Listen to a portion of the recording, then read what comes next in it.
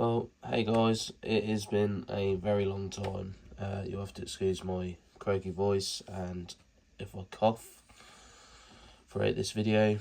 I've been waiting a long time to do this video. I bought these quite a while ago. Probably not that long ago. Might have been this year, I can't remember now. So the page has never seen an Australian locomotive. They fascinate me, to be honest. So the brand we've got is I'm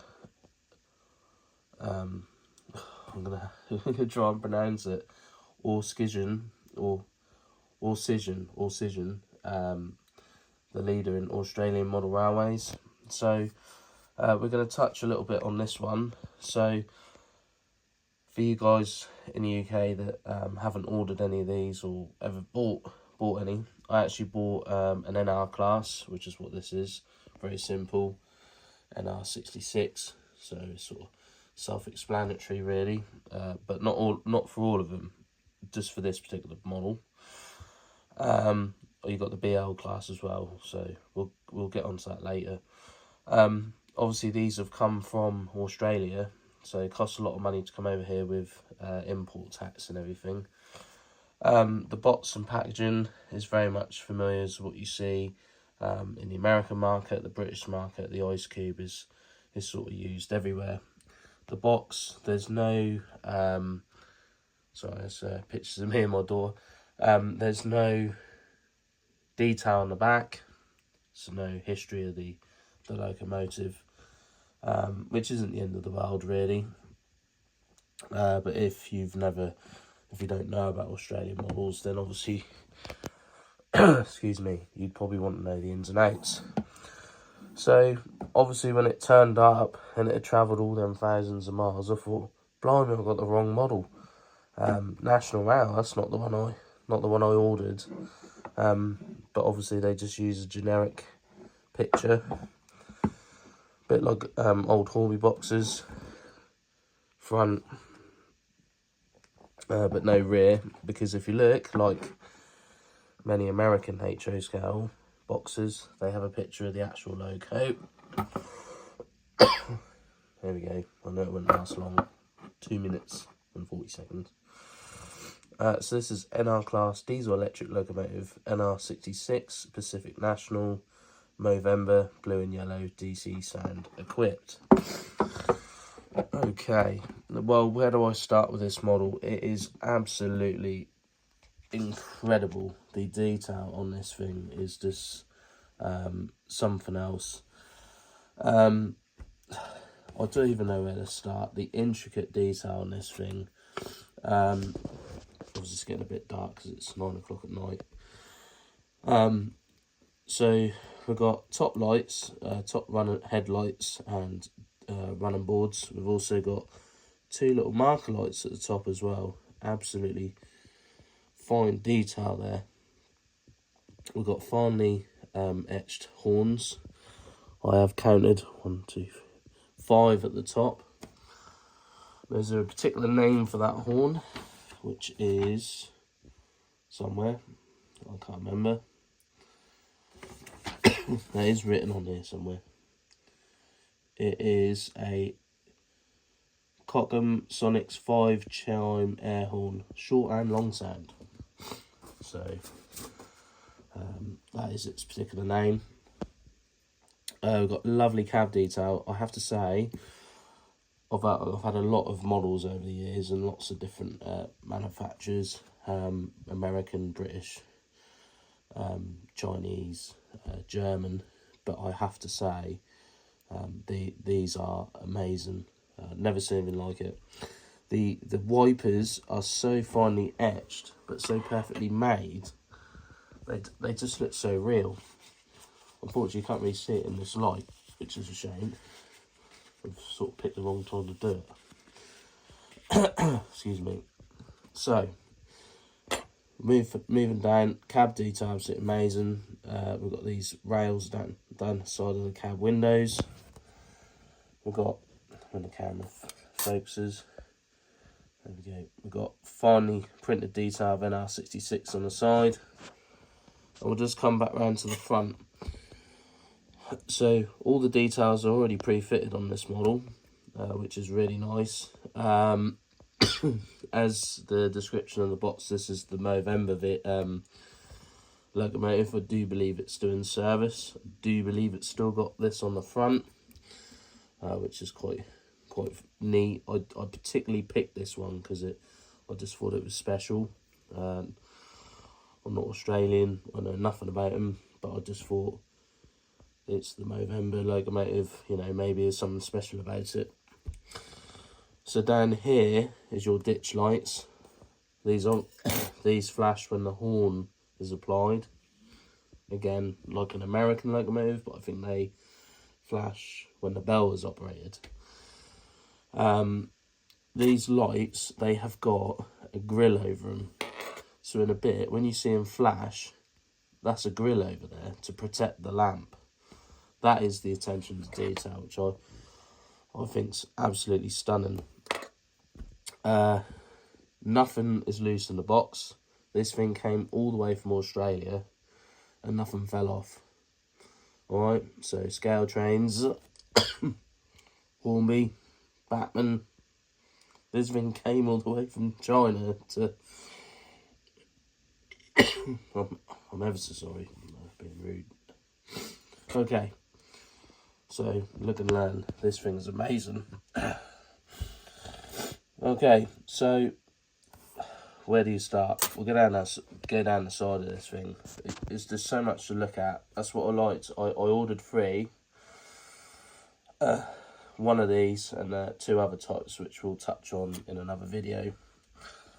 So we've got intricately fitted steps, wonderful bogie detail. Whether this is correct to the prototype, I can't really tell. I've watched a few videos of them. These look absolutely bang on. The handrails are perfectly straight. None are insecure or bent or damaged. So we've got real trains, not road trains, moving Australia's economy, safer, greener and smarter. So I think they've got a few locomotives with that branding on. And then just at the back, we've got Pacific National, which is obviously the company that operates this locomotive. We'll just move to the roof before we go to the back, because the back is just as amazing as the front. Oh, I forgot to mention, that's the cab door. There's one of those on either side to get into the cab. Okay, and if you look here, when the vehicle is in opposite direction, there is a cab window here and a cutout on each side, so you can see down the locomotive, whether it's in shunting mode or being used in the wrong direction, or however you perceive it to be. I do believe, I'm ever so sorry, I do believe these locomotives work in packs, whether it's 2, 3 or 4, so it's probably very rare that this end is the end that does all the work. Okay, so looking at the roof, there's not really much to see. As per the real thing, we've got etched grills and vents, an angled exhaust port, so the exhaust gas is dispersed towards the rear, and then just a large radiator coolant pack, which does seem to come down the side behind the Pacific National, and then obviously just a flat top. We've got that 5-horn chime at the back as well. So we've got really nicely applied Pacific National on the back, NR66. Number boards are lit, and obviously the headlights will be illuminated, and the ditch lights if it is in the opposite direction, which I now do. And there are the ditch lights at the bottom. Again, they are covered by grills and all details are fitted. Nicely applied chains at the back. Again, these are secure and not loose. Very unusual how to get in it. Go up the steps, so you don't want to. It looks like some sort of trap door and not hit your head on anything. So, bloody cough, that's getting on my nerves. Right, anyway, so that's enough talking. I've wasted 10 minutes of talking and coughing about this fantastic thing. I'm going to start out, it's quite loud. So it has got a GE engine. It is a G7FDL 16-cylinder engine. It is got dynamic brakes, G traction motors, G whoop compressor, cut in and run and cut out. It's got a steel bell, so it has got a bell somewhere. I've just got to find the number. Yeah, so usual stuff, brake squealing, coupler release and crash, sound and valve, radiator coolant fans, and flange squeal. So, if you're thinking of buying one of these, I would buy more than one, just to make it worthwhile. But the other thing that does sound here, which was worrying, was do not use a pulse type controller, which I don't think the Prodigy 2 Express is anyway. It says don't make sure your controller that doesn't spike above 12 volts before using it on your model. Well, it's been on there about half an hour, hasn't blown up yet, so I think we're all good. Can't smell burning. But if you just read that and you've got like, you know, $485 worth of locomotive sitting on the track, you just don't want to catch fire. So, but at the moment it's been okay. So, right, gonna start it up. Gonna move a couple of horns each way, usual crap, and just so you can have a look at it. And then one day we'll have a layout. We are gonna have that layout. It probably won't be this year. I said that the last few years. But we will definitely have something next year, I swear to it. Because I have so many models that need to be enjoyed. If not, you need to come around and buy them all off me, or borrow them, so they get some sort of use. But here we are, here is NR66 starting up. So it's function 8, same as an American locomotive. Fuel primer coming in.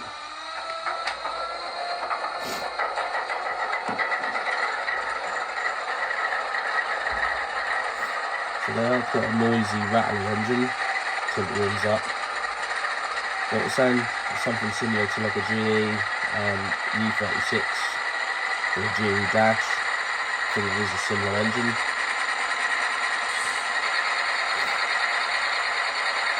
The other thing I to mention, it's got a fuel tank warning light on the side. I think it's quite cool. I just think the whole thing is cool.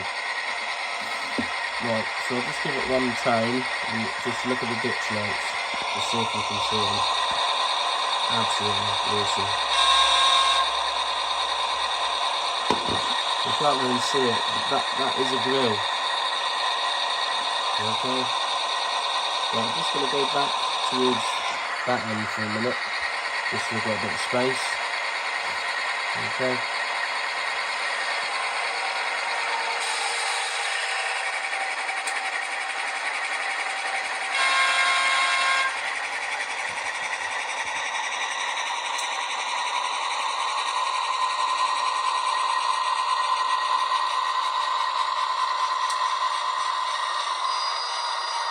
Nice little brake squeal there. The other thing I haven't checked is if it's got a cab light. I really want to have a look through it before I start using the bloody thing.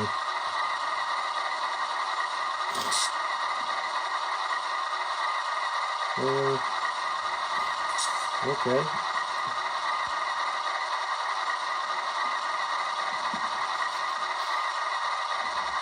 But that's strange, it doesn't show that it's got a cab light. But that's not really allowed because we never have a cab light on anyway, so there we go. Typical rattly GE. There she goes.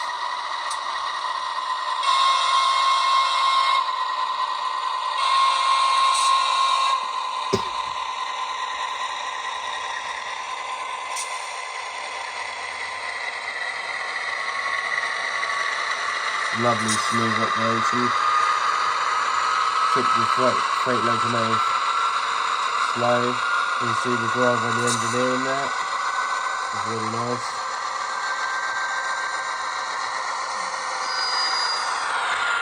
They're certainly not going to win any races for being quick, but it is doing what a freight locomotive does best. So again, them ditch lights on the back, they do the same. So we'll just power it up.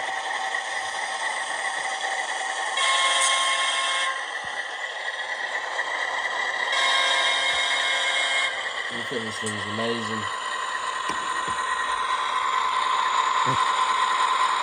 So smooth.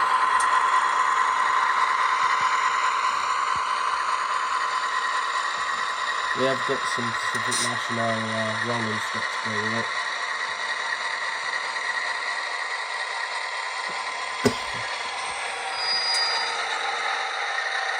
I think we've got 12 coal cars. So here we have it. Auscision's NR Class 66 November in the Pacific National livery.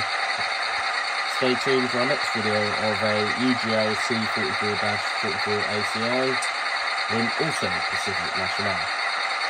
Thanks for watching, guys, and stay tuned for some more content.